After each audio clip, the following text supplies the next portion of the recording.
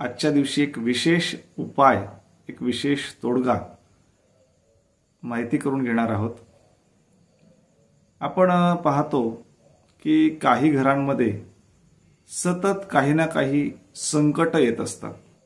जसं एखादी व्यक्ती चिखलात फसते आणि त्या चिखलातून बाहेर पडण्यासाठी प्रयत्न करत असताना ते पूर्णतः आणखीन जास्तीत जास्त त्या चिखलामध्ये फसत असते।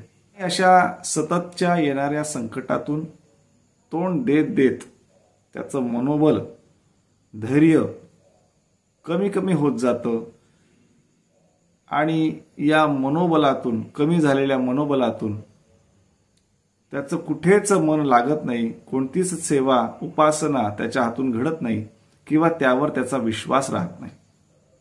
कधी कधी हे संकट पैशाच्या रूपात येतं, कधी कधी आरोग्याच्या, शारीरिक, मानसिक स्वास्थ्याच्या बाबतीत येतं, कधी कधी आपल्या घरामध्ये एकामागून एक आपले जे बांधव असतात, आई असते, वडील असतात, भाऊ असते, बहीण असते, तर हे सर्व एकामागून एक कोणी ना कोणी आजारी पडण्याचं संकट, आर्थिक संकट, शारीरिक मानसिक त्रास, वाईट शक्तींचा त्रास आणि यामुळे सततचा कर्जबाजारीपणा सुद्धा एक प्रकारे आपल्याकडे येत असतो। आपल्याला सतत कर्जबाजारीपणा प्राप्त होत असतो। आपल्या घरातील मुलांचं अभ्यासामध्ये लक्ष लागत नाही, अभ्यासातही त्यांना पाहिजे तशी ग्रोथ, यश प्राप्त होत नाही किंवा त्यांना सुद्धा अनेक प्रकारच्या संकटांना सामोरं जावं लागतं। तर या सततच्या होणाऱ्या त्रासापासून मुक्त होण्यासाठी आज मी आपल्याला एक विशेष उपाय, एक तोडगा या ठिकाणी सांगणार आहे। भगवंत हा आपल्या भक्ताच्या रक्षणासाठी अवतार घेत असतो आणि त्याला त्रास देणाऱ्या असुर शक्तींचा नाश करत असतो। ज्या प्रकारे विष्णुदेवांनी भक्त प्रल्हादाचं रक्षण करावं या हेतूने नरसिंहाचा अवतार घेतला आणि हिरण्यकश्यपूला त्याच्याच घरातील उंबरठ्यावर त्याला ठार केलं, मारलं। म्हणजे एका प्रकारे आपल्या भक्ताच्या रक्षणासाठी, असुर शक्तींपासून त्याचं रक्षण व्हावं यासाठी देवाने त्या असुर शक्तीचा नाश उंबरठ्यामध्ये केलेला आहे। म्हणजेच आपल्याला सुद्धा आपल्यावर येणारं संकट, आपल्याला त्रास देणाऱ्या असुर शक्ती या उंबरठ्यामध्ये थांबवायच्या आहेत। म्हणजे कशा? तर आज आपल्याला विशेष म्हणजे उंबरठ्याचं पूजन करायचंय। ज्या प्रकारे आपण पौर्णिमेला या उंबऱ्याची पूजा करतो, त्याच प्रकारे आज सुद्धा या दिवशी विशेष पूजन उंबरठ्याचं करायचंय।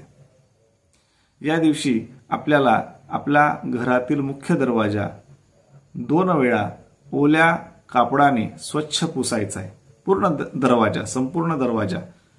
त्यानंतर 2 वेळा कोरड्या कापडाने स्वच्छ करायचं आहे। आपल्या उंबरठ्यावर गंगाजल, गुलाबजल, गोमूत्र यांचं सिंचन करायचंय। सिंचन झाल्यानंतर केशरयुक्त हळद या हळदीने आपल्या उंबरठ्याला लेपन करायचंय। हळदयुक्त कुंकू या कुंकवाने आपल्याला मध्यभागी या उंबरठ्यावर स्वस्तिक चिन्ह रेखाटायचे। आजूबाजूला 2-2 रेषा, या रेषांमध्ये ते स्वस्तिक काढायचं आहे। त्या उंबऱ्याला आपल्याला गंध, धूप, दीप, अक्षदा व्हायच्या आहेत। शक्यतो गायीच्या शुद्ध तुपाचा दिवा या ठिकाणी प्रज्वलित करायचा आहे। या ठिकाणी आपल्याला फुलं व्हायची आहेत। शक्यतो फुलं मोगरा अशा सुगंधित वनस्पतीची असावीत। चंदन अत्तराचा उपयोग या ठिकाणी करायचा आहे। त्याच प्रकारे या ठिकाणी आपल्याला नरसिंह देवाला प्रार्थना करून सांगायचं आहे की माझ्या घरामध्ये असलेल्या असुर शक्ती, वाईट शक्ती किंवा प्रवेश घेऊ इच्छिणाऱ्या वाईट शक्ती, असुर शक्ती या ठिकाणून दूर होऊ दे आणि या घरातील सर्वांना आयु आरोग्य उत्तम असं यश प्राप्त होऊ दे, अशी प्रार्थना आपल्याला नरसिंह देवाला करायची। या दिवशी आपल्याला श्री नरसिंह देवांची प्रार्थना करून 11 माळा ओम नरसिंहाय वरप्रदाय नमः. ओम नरसिंहाय वरप्रदाय नमः या मंत्राचा 11 माळी जप करायचा आहे. संकल्पयुक्त करायचा आहे, जेणेकरून आपल्या घरातील सर्व संकट दूर होतील.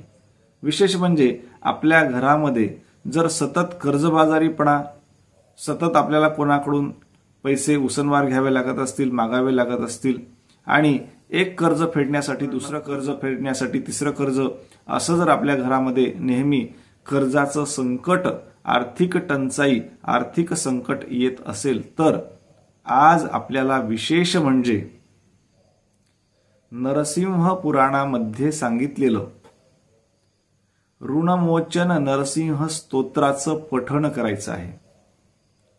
नरसिंह स्तोत्र विशेष म्हणजे हे ऋणमोचन, ऋण म्हणजे कर्ज, ऋणमोचन करण्यासाठी अत्यंत उपयुक्त सांगितलेलं आहे. या ऋणमोचन नरसिंह स्तोत्राचं पठण आपल्याला आज 11 वेळा करायचं आहे. तर नक्कीच आज आपण या नरसिंह देवाची सेवा करून, उपासना करून या सततच्या आपल्या घरामध्ये येणाऱ्या संकटांना मुक्त होऊया आणि नरसिंह देवाचा, त्याच प्रकारे लक्ष्मी मातेचा कृपा आशीर्वाद आपण प्राप्त करूया.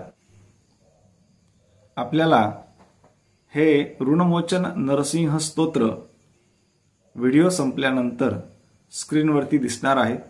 सर्वांनी कृपया या पुरातन प्राचीन नरसिंह पुराणात असलेल्या ऋणमोचन नरसिंह स्तोत्राचा स्क्रीनशॉट घ्या. कृपया हा व्हिडिओ जर आपल्याला आवडला असेल तर नक्कीच आम्हाला कमेंटमध्ये कळवा. धन्यवाद. श्री स्वामी समर्थ.